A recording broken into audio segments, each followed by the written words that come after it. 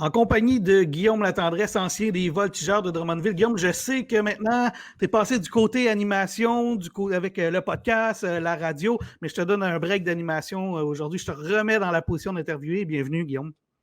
Merci, c'est gentil. Puis j'apprécie le petit break. On va le prendre. Guillaume, je vais commencer avec une question assez simple. C'est quoi ton plus beau souvenir d'hockey junior?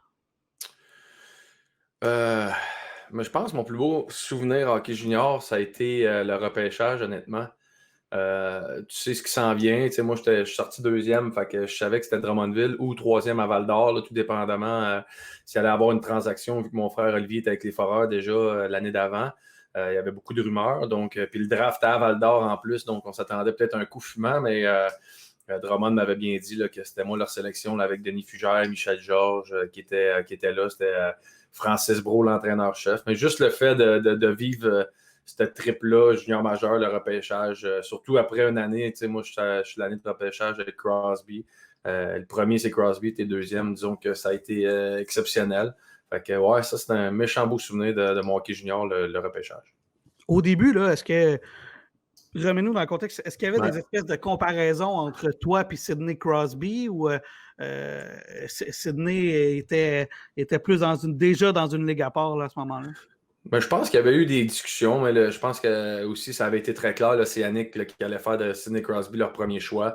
Il l'avait dit partout. Puis pour être 100% honnête, Crosby, même junior, même midget 3, parce que moi, j'ai eu la chance de jouer contre des tournois régionaux à travers le Canada avec l'équipe Québec. J'ai eu la chance de jouer contre à Coupe Air Canada à mon année 14 ans.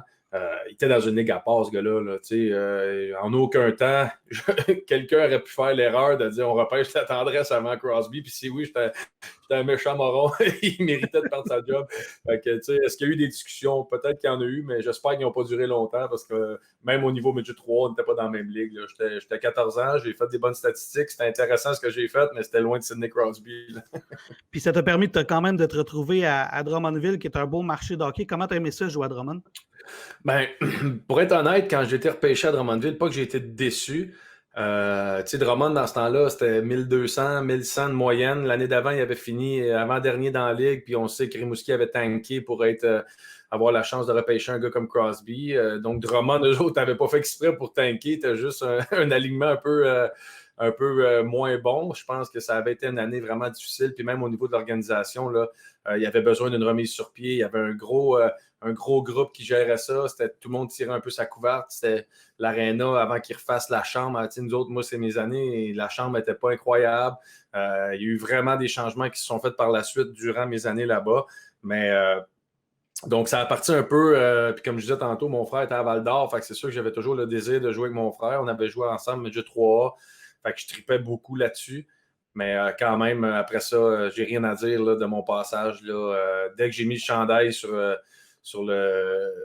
au repêchage, j'ai senti tout de suite que je faisais partie de la famille. J'ai senti tout de suite que c'était incroyable, cette organisation-là. Ils ont pris soin de moi, puis je garde juste des souvenirs exceptionnels de mon passage à Drummond. Puis quand j'ai la chance d'y aller encore, je trippe toujours, puis j'ai du fun. Même si, tu sais, je le dis souvent au monde, j'ai été chanceux, moi, dans la vie. Là. J'ai joué à Drummondville, j'ai joué avec le Canadien de Montréal, 2 places qui sont proches de la maison. J'ai été toujours entouré de ma famille, mais quand même, il reste que pour moi, j'aurais aimé vivre. Puis quand je vois des jeunes aujourd'hui qui disent « Ah, je veux pas aller à Bécomo, je veux pas aller à Rimouski, je veux pas aller à Val-d'Or », au contraire, moi, je trouve que c'est ça le junior. Tu sais, c'est trippant. Oui, jouer à l'Armada, oui, au Voltigeur. J'aurais aimé jouer 2 ans et demi au Voltigeur, puis peut-être essayer une demi-saison juste loin de la maison, le trip du vrai junior, puis la vraie patente, tu sais. Mais si je reviens à ta question de départ, pour moi, Drummondville, ça a été vraiment une deuxième maison. Puis il y a bien du monde qui pense que je suis natif de Drummondville. C'est ça qui me fait rire. Ah, toi, à Drummond, ouais. Non, j'ai joué 3 ans là-bas. Là. Je ne suis pas natif de Drummond, mais c'est vraiment une ville d'adoption. J'adore le monde là-bas. Je me sens extrêmement choyé d'avoir porté l'uniforme des Voltigeurs. Te verrais-tu refaire un retour dans le hockey junior dans un poste administratif? C'est quelque chose qui t'intéresserait à moyen, court ou long terme? C'est le pourquoi que je ne coach pas en ce moment, c'est justement parce que j'avais toujours envie de monter, j'avais toujours envie de quitter et de dire, bon, je m'en vais comme je disais, Bécomo, peu importe où, les opportunités, peu importe quelles qu'elles sont, là, mais mon fils a 11 ans, il va avoir 12 ans cet été, ma fille va avoir 7 ans. Je suis séparé, donc c'est plus difficile avec la garde, avec ces choses-là. Fait pour moi, en ce moment, le seul poste que je pourrais faire, ça serait directeur général, tu sais, puis ça pourrait être quelque chose qui m'intéresse, une équipe qui... tu sais, parce que DG, tu n'es pas obligé d'être à temps plein là-bas, là. Tu travailles de la maison, tu fais tes choses, puis tu te déplaces, tu vas voir les matchs, puis tu vas voir les équipes du 3 pour être capable de te bâtir une liste, ces choses-là. Donc, DG, oui, dans le côté administratif, ça m'intéresse beaucoup.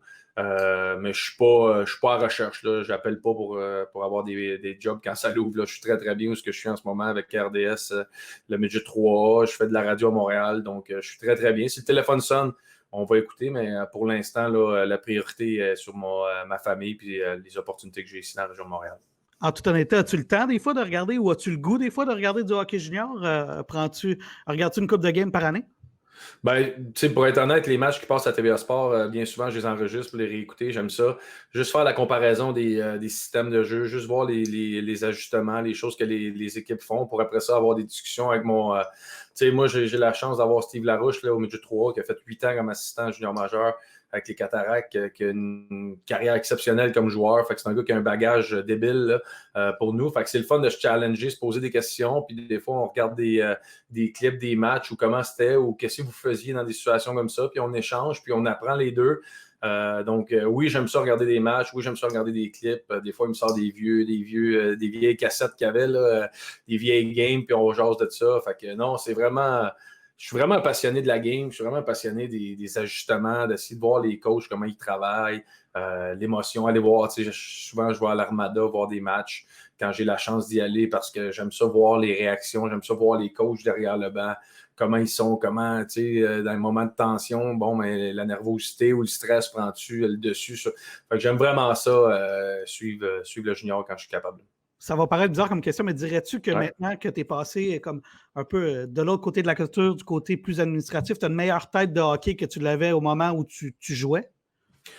J'ai toujours eu je pense, un bagage de coach ou de DG qui m'intéressait dans le sens que je jouais puis j'étudiais la game pareil. Dans la vie, moi, j'ai été un gars qui a marqué, je pense que j'étais un marqueur de but, mais pourquoi j'étais un marqueur? C'est parce que souvent, j'étudiais les gardiens, j'étudiais les tendances qu'ils faisaient, les tendances je parlais beaucoup aux entraîneurs de gardiens. C'est quoi les tendances que vous montrez cette année pour vraiment connaître le goaler? Puis j'étais un peu comme ça au niveau de la game.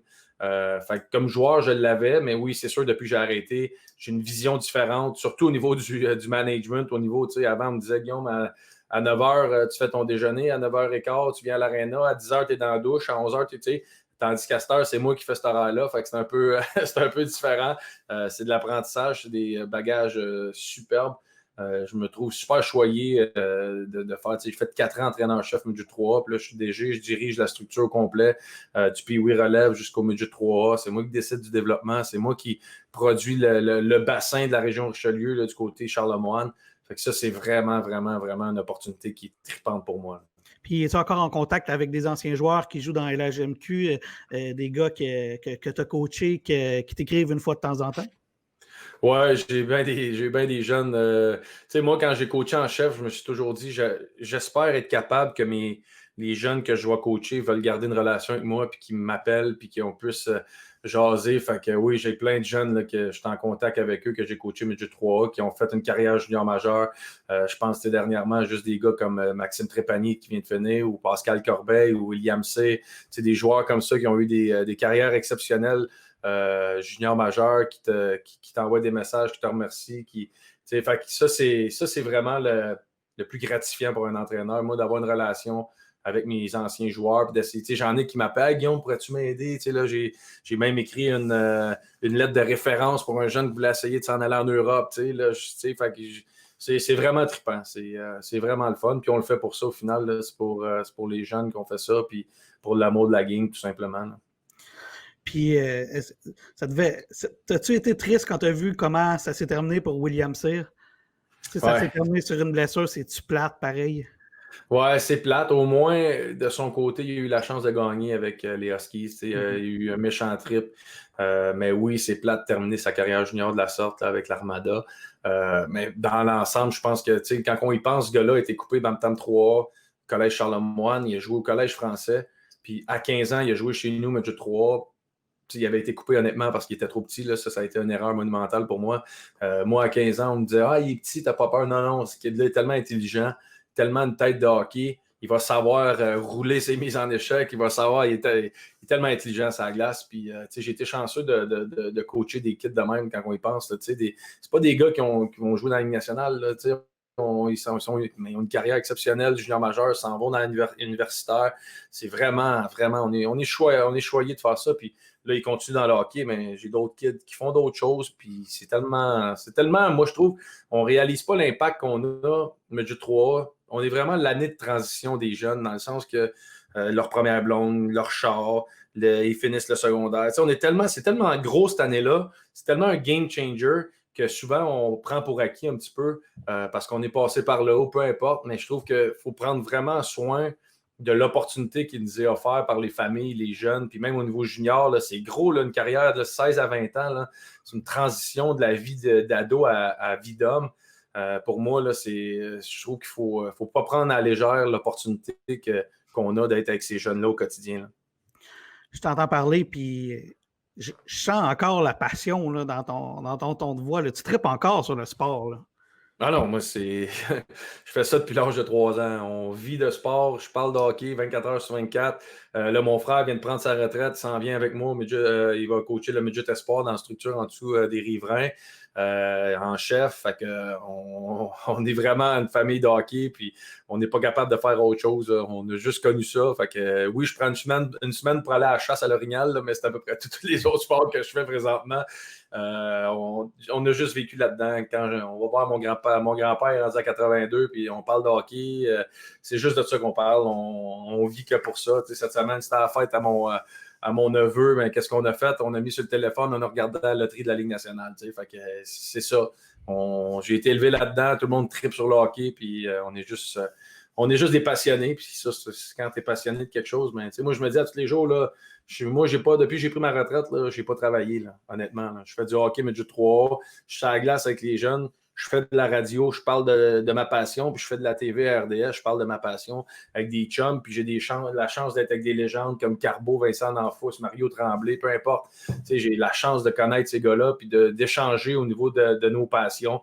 Je suis vraiment juste choyé, puis je me sens vraiment privilégié de vivre tout ça. C'est intéressant parce qu'il y a quand même beaucoup, pour en avoir côtoyé dans ma carrière de journaliste, beaucoup d'anciens joueurs qui, une fois qu'ils accrochent les patins, disent « je l'ai tellement fait ». Là, je veux juste déconnecter de la game, décrocher de la game parce que j'ai juste fait ça dans ma vie. Mais toi, c'est vraiment, vraiment, mais vraiment pas le cas. Tu es encore plus dedans que jamais. Ouais. Moi, ça m'a fait ça avec le gym. Moi, là, je recommence tranquillement parce que je veux pas, ça fait 7 ans que je suis à la retraite. Fait que, oui, c'est bien beau manger un cheeseburger, là, mais il faut que tu le dépenses à quelque part parce que ça te rattrape. Fait que là, j'essaie de me remettre en forme un peu, mais non, au niveau de la game, tu sais, moi, j'ai pris ma retraite, je pense. Je suis parti de Zurich en décembre. Je suis arrivé ici en janvier. J'ai eu des discussions avec le Midget 3A par rapport à un poste d'assistant au départ. Puis moi, j'aime ça j'ai une vision, j'ai une façon. Puis j'aurais eu de la misère au début à être assistant, surtout au niveau Midget 3A. Fait que j'ai dit le jour que vous allez prendre une décision de changer votre entraîneur, vous me rappellerez. Puis tout simplement ça, sans essayer d'avoir la job, en voulant prendre du temps pour moi, puis tout. Puis finalement, 2-3 semaines après, ouais, on va faire une entrevue. Puis le camp de perfectionnement commençait, je pense, le 17 avril, là, parce que Midget 3, on a des camps avril-mai pour faire tomber de 80 à 50 joueurs. Puis je pense qu'il m'a appelé le 17. Il dit ouais, on va faire une entrevue. Nanana. Le 22, je commence à être à la job. Puis le 23, c'est le camp qui commence. Je n'ai jamais runné une pratique. Je n'ai jamais fait un entraînement. Là, il y a les parents qui regardent. Il y a 80 joueurs sur la glace. Je sépare ça comment. Je fais ouais, ça a été vraiment J'ai été mis dans le bain assez vite. Puis aujourd'hui, je me rends compte que j'étais chanceux, puis j'ai bien réagi. Fait que je pense que j'ai les aptitudes pour être capable de m'adapter à toute situation. Puis ça, c'est bien le fun. En même temps, tu connais la game, tu l'as joué au plus haut niveau au monde. Là, c'est ouais, quand mais même... ça, c'est un point que j'ai des discussions souvent avec du monde. Oui, je pense qu'un gars qui a joué la game va connaître les intentions, va connaître peut-être ce que le joueur avait en tête ou va être capable de se mettre dans la situation que le joueur va le vivre.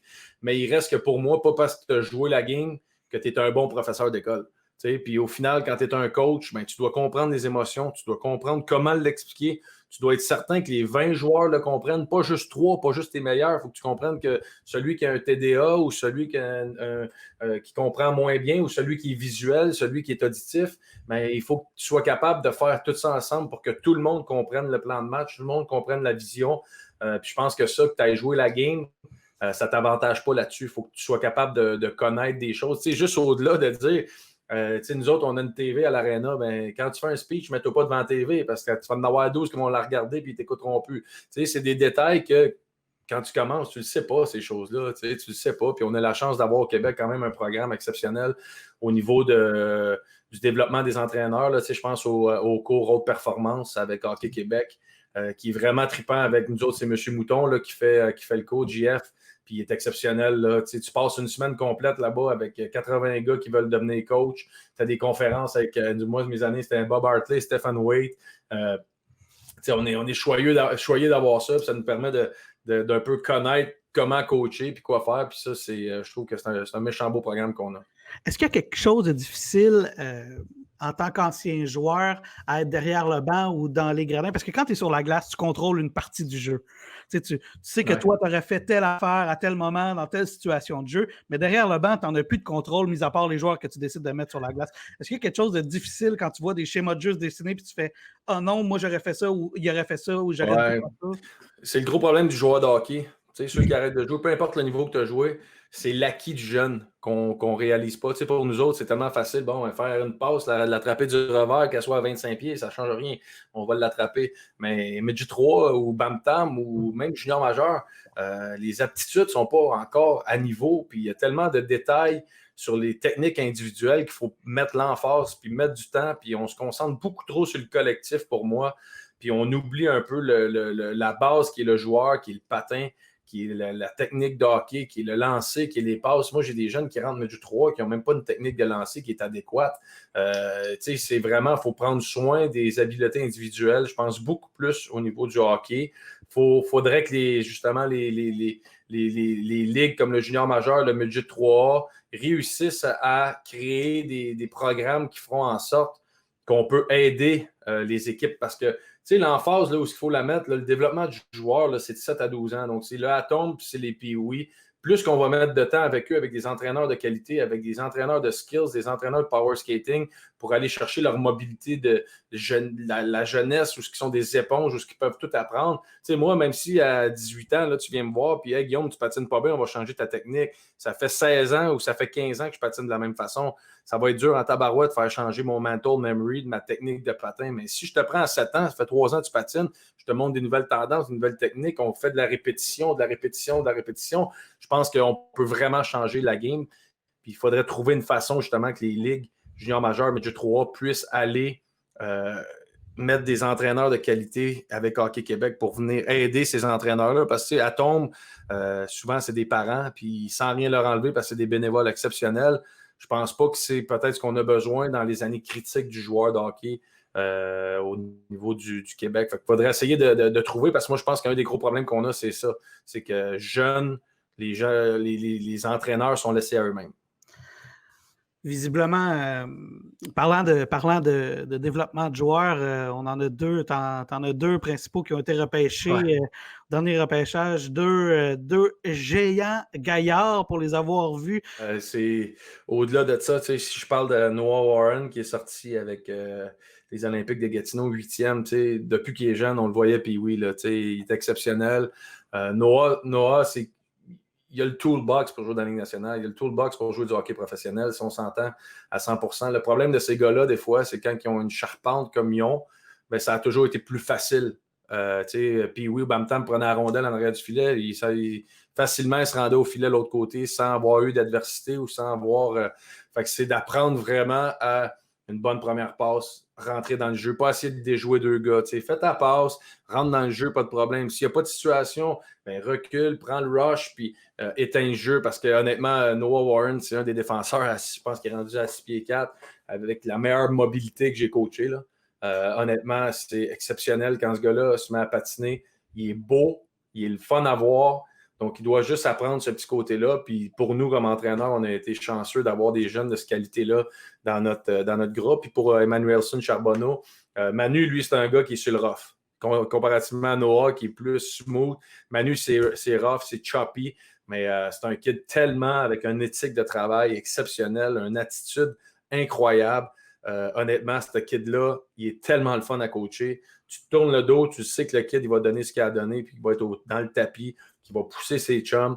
Non, vraiment, là, ça a été deux kids complètement différents, mais qu'on a été vraiment chanceux d'avoir là, du côté des Riverains.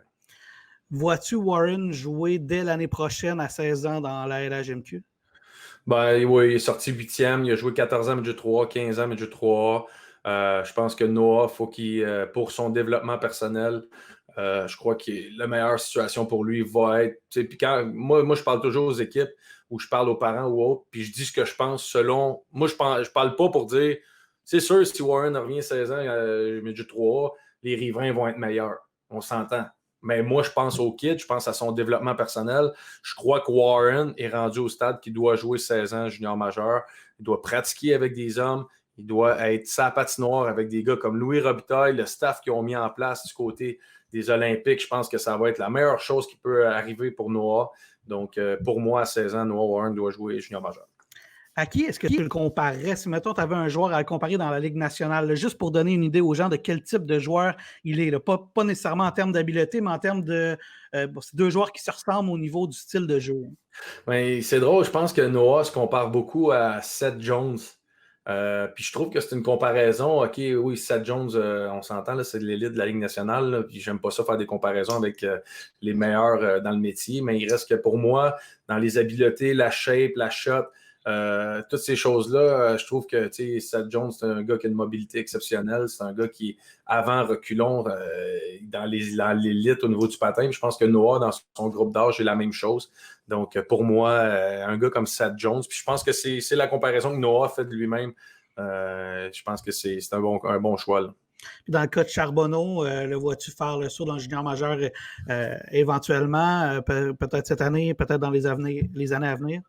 Ben, tu sais, Manu est sorti 3e ronde. Moi, je crois que Manu pourrait jouer junior à 16 ans.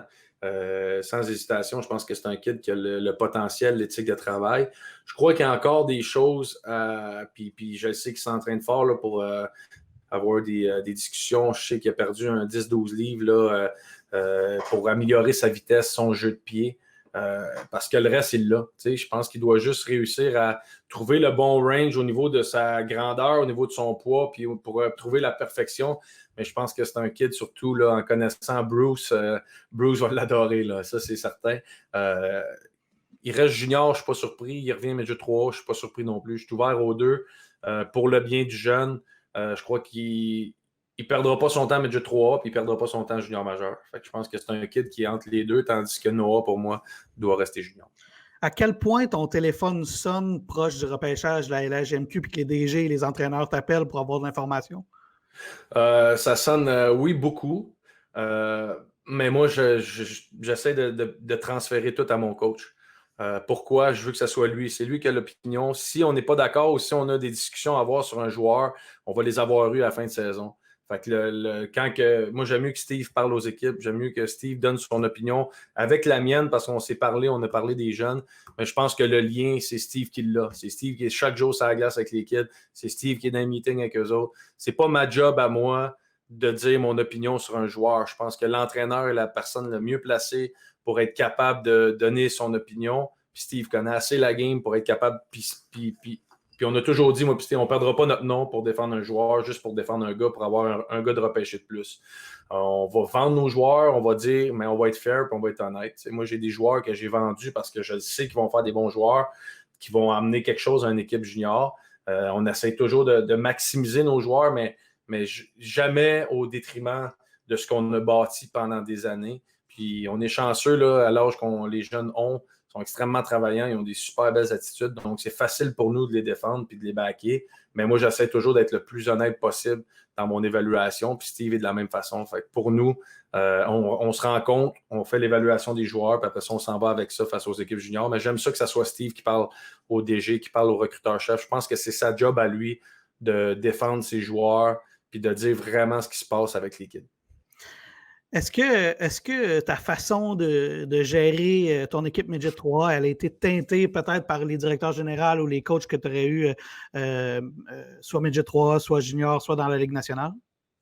Oui et non, parce que moi, je suis un gars pro-développement, honnêtement.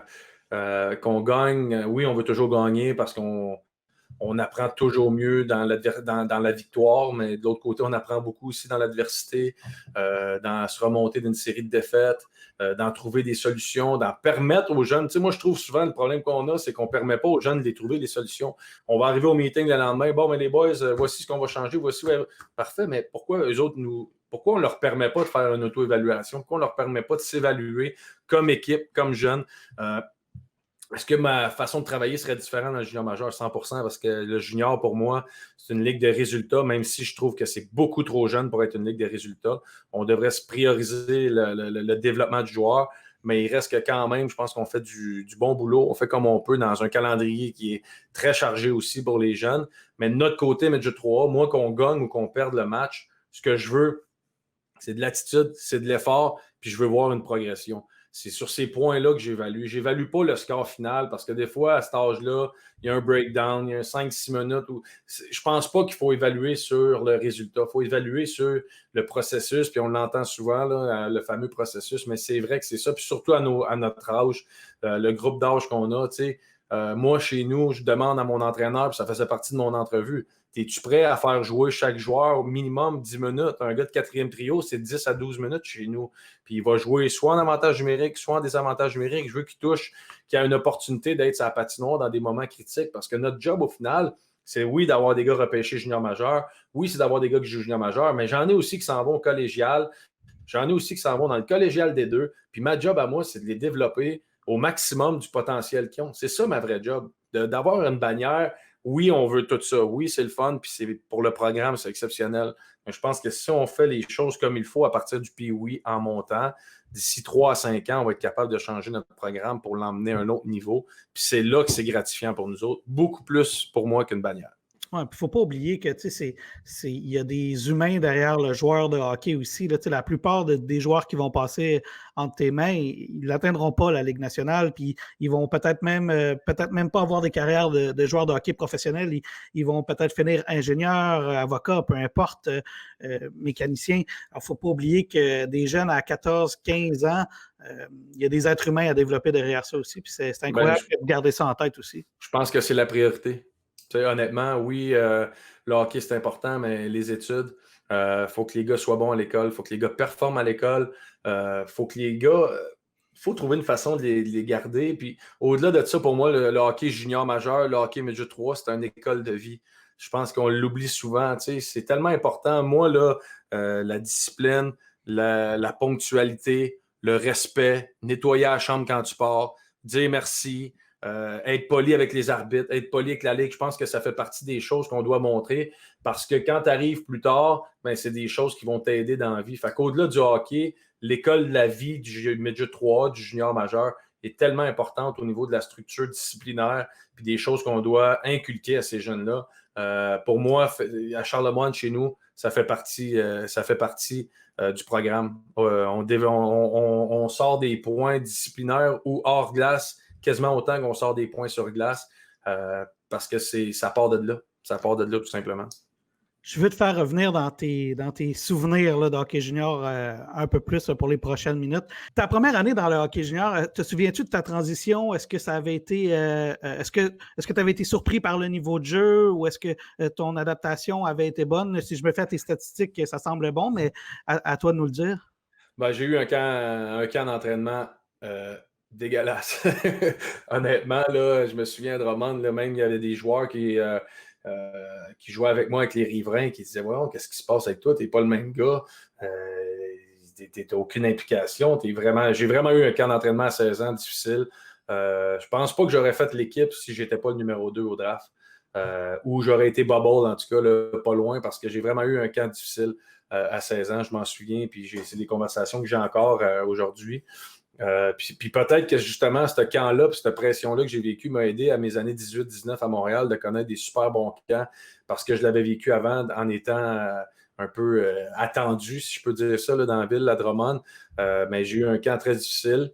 Mais par la suite, là, j'ai pris mon envol. Ça a été, j'ai eu support beaucoup des vétérans. J'avais une belle gang là-bas qui m'ont appuyé, qui m'ont aidé, qui m'ont poussé. Puis, tu sais, où est-ce que j'ai mon début junior à 16 ans, ils m'ont mis avec André Vincent puis Jean-François Parent pour un bon bout de la saison, qui étaient des gars plus de troisième trio, mais qui étaient des vétérans, des gars de 18-19 ans qui avaient vu neiger avant, qui étaient capables de calmer les affaires puis de descendre la pression. Puis deux gars super travaillants, fait que ça me permettait de me positionner dans mes sweet spots que j'avais, midget 3A, parce que ça faisait quand même 2 années j'étais au midget, j'avais des tendances, j'avais des choses, mais oui, le niveau de jeu est surprenant. Puis je pense que d'avoir joué avec ces deux gars-là a fait en sorte que j'avais moins toute la pression sur moi de performer, de traîner l'équipe. Puis je me suis retrouvé dans la chaise où ça m'a permis de prendre confiance, ça m'a permis de rentrer dans la ligue comme il faut. Puis après ça, j'ai connu des super bonnes saisons là, que je suis très fier. Puis, ça va vite hein, dans le hockey junior. À ta deuxième saison, déjà, c'est l'année de repêchage dans la Ligue nationale. On vit ça comment, une année de repêchage dans le hockey junior? Ben, moi, ça a été dur parce que j'étais super bien classé dans les listes de la centrale du junior. Il y a toujours des discussions, là, même à l'année 16 ans, de l'année d'après, ce qui s'en vient. J'étais super bien classé. Mais un de mes derniers matchs de 16 ans, je me suis pété l'épaule au complet. J'ai eu une opération, j'ai manqué, je pense, 6 mois. Fait que tout l'été d'entraînement, j'ai manqué un peu de début de saison aussi. Donc, ça a été plus difficile. Puis après ça, le retour a peut-être été plus lent, plus difficile. Après ça, j'ai eu la chance de revenir au jeu puis de performer, mais ça n'a pas été. C'est toujours stressant. C'est toujours des moments où mais c'est le fun au final. Je pense que la différence de la pression entre ceux qui sont capables d'apprendre et ceux qui la gèrent mal, c'est juste la façon que tu es capable de la canaliser pour te rendre que cette pression-là te pousse au lieu de te ralentir. Mais ça fait partie des fois aussi d'un bagage. Mais moi, à 17 ans, c'est ça. J'ai eu une saison en 2 temps. Début plus difficile quand je suis revenu. Je me souviens, je cherchais mon identité. Je pense que je m'étais battu 2, 3 fois pour revenir, être certain que mon épaule était. Je cherchais un peu mon identité, où j'allais quand j'ai été repêché à 16 ans, à 15 ans pour une raison. J'étais capable de marquer des buts. J'étais un gros bonhomme qui jouait quand même physique. Fait que à partir du moment que j'ai retrouvé ma personnalité ou mon IQ de joueur, ben là, j'étais bien positionné. Puis après ça, il y a toutes les Canada-Russie, toutes ces choses-là qui rentrent en ligne de compte qui sont extrêmement tripantes. Je me souviens, le Bob Gainey avait annoncé qu'il venait au match pour me voir, voir, oui, les espoirs, mais dans sa mère, il voulait voir la façon que j'allais performer. C'est trippant, c'est le fun. C'est vraiment, vraiment des expériences exceptionnelles. Est-ce qu'on joue avec le bâton un peu plus serré quand tu sais que le directeur général du Canadien est dans les gradins? Ben, oui et non, parce que j'avais mon frère à côté de moi qui était dans ce match-là, puis j'avais Derek Brassard. Fait que quand tu as sûrement les 2 meilleurs passeurs de la ligue, tu es un scoreur, tu te dis, ouais, d'après moi, ça va bien aller, puis ça avait super bien été ce fin de semaine-là. Je me rappelle, comme si c'était hier, c'était un de mes beaux week-ends de hockey junior, puis je dis souvent que c'est un de mes plus beaux souvenirs parce que c'est une des dernières fois que j'ai joué avec mon frère dans un tremplin ou dans une plateforme aussi élevée. Puis on avait eu du succès au bout de ce fin de semaine-là. Fait que disons que ça enlève un niveau de stress quand j'avais la qualité de partner que j'avais dans ce match-là. On reviendra sur ton frère puis Derek un peu plus tard, mais quand est-ce que tu as commencé peut-être à réaliser qu'il y avait une chance que le Canadien te repêche, là, il y avait une vraie chance que le Canadien puisse te sélectionner? Ben, j'avais plusieurs équipes que j'avais eu des conversations vraiment intéressantes avec eux, qui avaient démontré de l'intérêt. Fait que j'étais un peu mêlé par rapport à où on s'en va avec tout ça. Mais ça a été vraiment juste la journée du repêchage que j'ai senti que le Canadien, quand ils ont fait la transaction. Avant ça, j'aurais pas pu dire Rangers. Je sais que Los Angeles, je pense, je crois que Montréal a fait la transaction 45, de 54 à 45 parce qu'ils savaient que Los Angeles me repêchait 46. Donc, c'est pour ça que le Canadien a fait la transaction. Mais je ne peux pas dire que j'avais un feeling plus gros qu'un autre avec une organisation, honnêtement. Puis c'est une question sûrement à laquelle tu as répondu 1 million de fois, mais quand même, avec du recul, c'était quoi le feeling de se faire repêcher par le Canadien? Ben, c'est exceptionnel, honnêtement, incroyable. Moi, c'est l'année de 2005, le repêchage dans l'hôtel. C'était la fameuse année où c'était pas un vrai draft. Mais ça a été superbe là, d'entendre ça. Puis transaction des Rangers qui font un échange avec le Canadien, donnent ses choix de 2, son choix de 3 pour s'avancer, venir me chercher. Puis après ça, tu entends des voltigeurs de Drummondville, Guillaume Latendresse. Non, c'est vraiment c'est vraiment quelque chose que tout le monde, on rêve quand on est jeune de gagner la Coupe Stanley, de jouer un match numéro 7, mais on devrait souvent rêver aussi juste à avoir de la chance parce qu'il y en a qui ne connaissent pas des carrières. Mais juste de dire j'ai été repêché par le Canadien de Montréal. Tu sais, j'ai joué un match hors concours avec mon frère, là, avec le Canadien de Montréal. Là. Pour 2 gars de la Rive-Sud de Montréal, je peux te dire que c'est assez trippant. Puis pour la famille, c'est quelque chose d'exceptionnel. Fait que d'avoir eu ces chances-là de jouer pour l'organisation la plus prestigieuse en Ligue nationale, je pense qu'on a. Je vois pas comment je pourrais pas dire que j'ai été choyé dans la vie, là, honnêtement. Ça serait malhonnête. Là. À quel point ta vie de joueur de hockey a changé après avoir été repêché par le Canadien? Est-ce que c'est avant, après, un moment comme ça? Oh, oui, c'est la journée du draft, quand ton nom sort, c'est terminé. Là. Ta vie vient de changer, puis je me souviens, juste le monde venait cogner à la maison, le monde dans ma rue, tout le monde sait où j'habitais, là, à Sainte-Catherine, là, la rue était bien pleine, le monde avec des chandails, des casquettes. Hey, viens donc dans le cours chez mon chum, là, oublie ça, là, c'était, la vie a changé en une annonce de choix là, pour le Canadien. Mais ça a été tellement des moments incroyables, mes années à Montréal. Ce serait quoi le conseil que tu aurais à donner à un joueur de notre ligue qui serait repêché en première ou deuxième ronde par le Canadien de Montréal? Ben, en fait, peu importe la ronde, qui serait repêché par le Canadien de Montréal, avec tout ce qui vient avec. D'en profiter. C'est juste ça.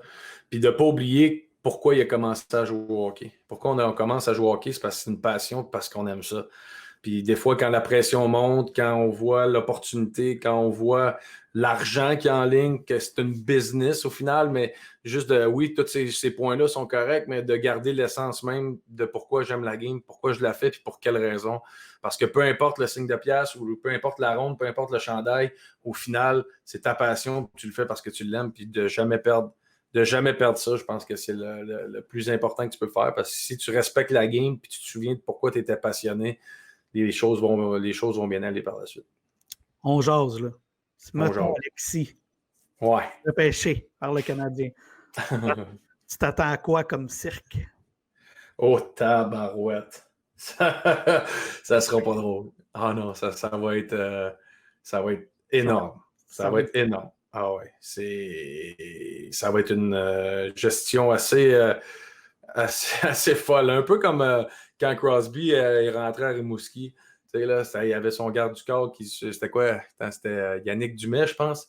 C'est ça, Yannick? Ouais, c'est Yannick, mais je ne suis pas certain, mais il était partout. Là. Il faisait tous les matchs avec l'équipe, il était avec Crosby. Donc, je pense que ça va être la même chose. Ça va prendre quelqu'un avec Alexis, du moins, pour les premiers mois. Je pense qu'il va avoir une bonne job de psychologue sportif aussi. Je pense que ça serait important de l'appuyer là-dessus. Pas qu'il est faible ou pas qu'il en a besoin, juste de donner un support puis d'avoir quelqu'un à qui se confier puis à qui parler de cette pression-là, de ce stress-là, parce que ça va être énorme. Là. Ça va être du 24/7 tout l'été jusqu'au camp d'entraînement. Chaque jour, on va parler d'Alexis Lafrenière sur le premier, sur le deuxième, sur le troisième, sur le quatrième trio. Premier powerplay, sur le deuxième, il va être partout. Là. Ça va être ça. Donc, j'y souhaite. Je pense que ça peut être une expérience exceptionnelle, mais je pense que ça va être un très gros cirque. J'ai pas de misère à le croire. Le connaissant, pour avoir travaillé avec lui au courant des 2 dernières saisons, je pense qu'il est quand même prêt à faire ça parce que je regarde, il y a quand même eu énormément d'exposure médiatique en dernière année et je ne l'ai pas vu commettre de faux pas. En tout cas, médiatiquement, il était prêt. Puis je ne suis pas sûr que c'est le joueur qui triple le plus sur les caméras, mais il a été bon, il a été excellent. Puis peu importe où je l'ai vu dans des événements, je ne l'ai pas vu refuser un autographe. Fait que, malgré tout, je pense qu'il est quand même prêt pour ces joueurs-là, les fameux prodiges, si on peut dire, je pense qu'ils sont bien coachés, ils sont bien appuyés, puis ils connaissent l'impact de leurs gestes. Puis j'espère qu'il est bien appuyé, puis j'espère qu'il y a du monde autour de lui pour appuyer puis l'aider dans ces choses-là. Puis j'espère que s'il se retrouve à Montréal, on va lui donner la chance d'habiter chez un vétéran, d'avoir une façon de s'intégrer dans l'alignement, dans l'équipe. Mais ces gars-là, on dirait, pourquoi il y en a qui sont bons, pourquoi il y en a qui sont exceptionnels, c'est parce qu'ils ont la coche. Ils l'ont la coche. Je pense qu'Alexis, au niveau mental, il a ce coche-là. C'est un kid vraiment terre à terre. C'est un kid qui est vraiment exceptionnel. Tu le regardes, il est toujours parfait. Comme Crosby, je trouve qu'il a la même attitude qu'un Crosby, dans le sens qu'il respecte la game, il sait pourquoi il fait la game. Puis je pense que c'est ce qui va faire en sorte qu'il va être capable de passer ça. Je dirais pas facilement. Là. Il y a des journées qu'il va trouver ça pesant, là. Mais il reste que quand même, ça pourrait être très bon pour lui. Tantôt, tu parlais de ton premier camp d'entraînement avec le Canadien. Je pense que les fans de hockey de mon âge ou à peu près s'en souviennent tous parce que ça n'a pas été long qu'on entendait des Guy dans les gradins. Comment ça a été après cette espèce de bulle exceptionnelle-là de revenir dans le hockey junior? Est-ce que ça a été difficile? Difficile. C'est juste que je pense que dans ces années-là, l'aspect mental était peut-être moins respecté qu'aujourd'hui. Revivre cette situation-là en 2020-2021 serait totalement différente pour moi, dans le sens qu'on aurait justement du monde pour nous appuyer. Les entraîneurs ont un bagage complètement différent. Les entraîneurs sont beaucoup plus à l'écoute des jeunes, sont beaucoup plus prêts. L'organisation sait comment gérer ça. Il y a des personnes attitrées pour les demandes médias, des personnes attitrées pour les demandes d'entrevues, les demandes de photos, les demandes de soirées bénéfices. Il y a du monde qui gère ça. Je crois qu'en 2020, ça aurait été beaucoup plus facile pour moi, la transition du Canadien de Montréal aux Voltigeurs. Les Voltigeurs ont fait le meilleur qu'ils pouvaient dans ce qu'on avait comme ressources dans ce temps-là. Puis ça, je suis pas gêné de le dire. Là, ils ont été super pour moi. Puis je pense que ça a été pour tout le monde une situation que personne n'était prêt. Personne ne savait. C'était un peu de l'inconnu pour eux. Puis bien pas inconnu pour nous aussi. Fait que, tu sais, je crois qu'on est... on est laissé un peu à nous-mêmes dans ces années-là par rapport au standing, comme je disais tantôt, qui venait de se créer en 3 minutes. Là. Mais je parlais peut-être plus sur le plan hockey, au sens où, comme joueur, tu te dis, aïe, j'ai peut-être une chance là, de faire la Ligue nationale là, parce que le camp va bien. Et puis, ben, finalement, tu apprends que tu retournes dans le hockey junior. Ouais. Sur ce plan-là, c'était comment? Sur ce plan-là, honnêtement, ça prend toujours, tu es toujours déçu 2-3 semaines. Là. Je pense que c'est normal. Tu t'approches tellement de ton rêve, tu y touches quasiment, puis après ça, la ballonne a dégonfle. Mais quand même, je crois que j'avais encore des choses à apprendre au niveau du junior. Je crois que j'avais.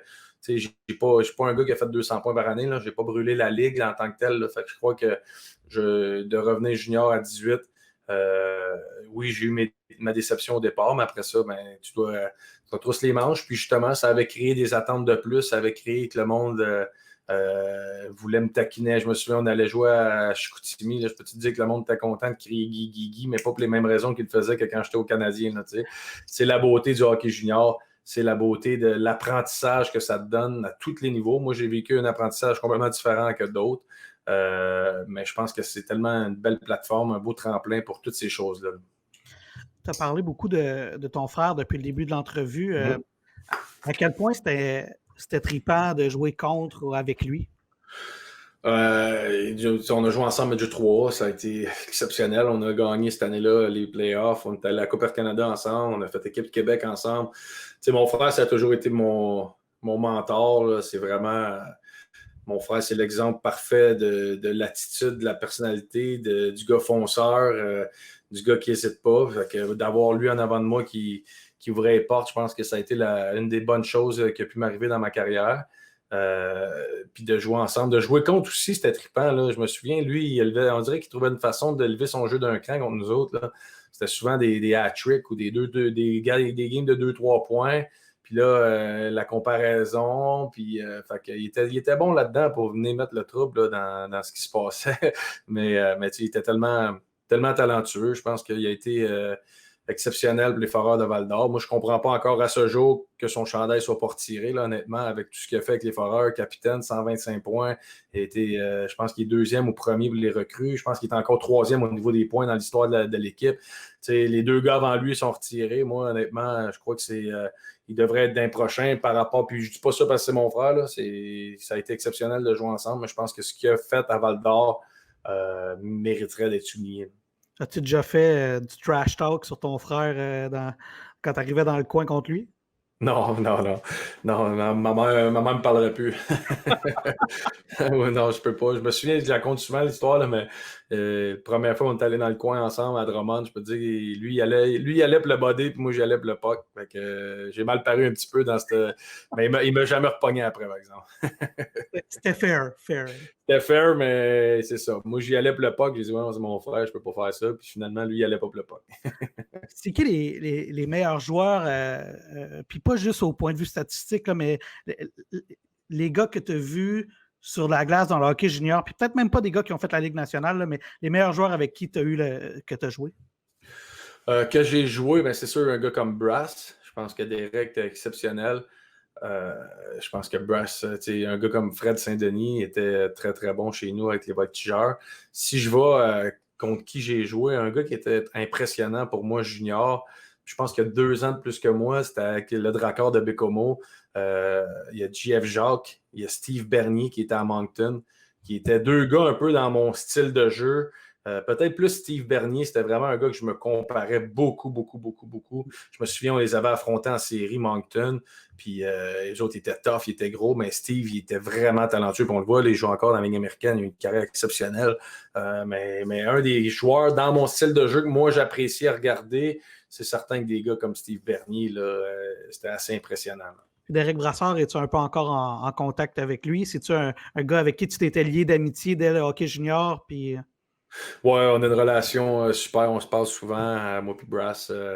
C'est un bon Jack. On est 2 gars complètement différents, puis je pense que c'est ce qui faisait la beauté de notre duo, ce qui faisait la beauté de notre amitié. Mais oui, encore aujourd'hui, on est en contact, puis on se parle quand même fréquemment. Puis lui aussi, c'en a un autre qui a une carrière tabarouette exceptionnelle, là, d'être encore capable d'être dans la ligue, d'être encore capable de performer. Tu sais, je le regardais souvent cette année à Long Island, honnêtement. Il réussit. Dès qu'on lui donne une opportunité, il saute dedans, puis il ramassait des points, puis il était vraiment solide. Fait que non, là-dessus, je pense que c'est vraiment trippant ce que Brass a réussi à faire. Puis il est resté le même Jack. C'est ça que j'aime de ce gars-là, c'est qu'il est resté le même gars que quand on jouait junior, puis qu'on se disait des niaiseries. C'est encore le même gars. Fait que ça, c'est vraiment le fun. Hey, je m'en voudrais de ne pas te parler d'équipe Canada Junior.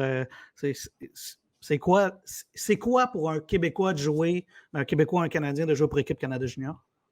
Ben, moi, j'ai eu la chance de jouer au moins 18 aussi. J'ai eu la chance d'être dans le programme canadien quand même assez longtemps.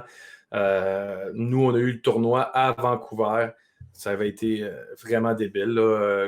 Côté individuel, ça avait été vraiment un tournoi difficile. Ça avait été vraiment un de mes pires moments en carrière au niveau de ma qualité de jeu, au niveau de où j'étais mentalement. Là, vraiment, vraiment, ça avait été tough, mais il reste que dans l'ensemble, aujourd'hui, avec le recul, je suis extrêmement fier de dire. Puis je pense que ça a été un bagage très intéressant pour moi, dans le sens que c'est la première fois que tu te retrouves avec tous les meilleurs de ton pays.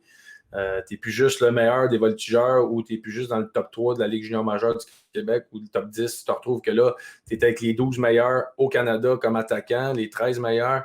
Puis il faut que tu fasses ta place là-dedans dans un milieu qui est anglophone. Tu sais, moi, mon anglais était, puis même encore à ce jour, là, oui, je suis bilingue, oui, je peux tenir une conversation pendant des heures, pas de problème, mais je veux dire, un système de jeu, un dessin, quand il parle vite, tu sais, toutes ces choses-là, c'est une adaptation. Puis je pense que le junior s'est bien adapté à ça parce qu'aujourd'hui, c'est beaucoup plus anglophone au niveau du hockey. Puis je suis un de ceux qui est pour garder la langue francophone puis d'appuyer ça, mais je pense que pour le bien de nos jeunes, il faut leur montrer l'anglais, il faut leur montrer la langue du hockey parce que c'est trop difficile. Tu pars avec du recul tellement quand tu n'es pas capable de comprendre la première base qui est le langage. Puis moi, je l'ai vécu. Fait que oui, équipe Canada Junior, ça a été débile, mais ça a été vraiment un apprentissage à la dure pour moi, ce tournoi-là. En même temps, c'est tellement un court tournoi que si tu vis une slump, j'imagine que c'est vraiment un tournoi difficile de par la durée si courte de la compétition. Hein.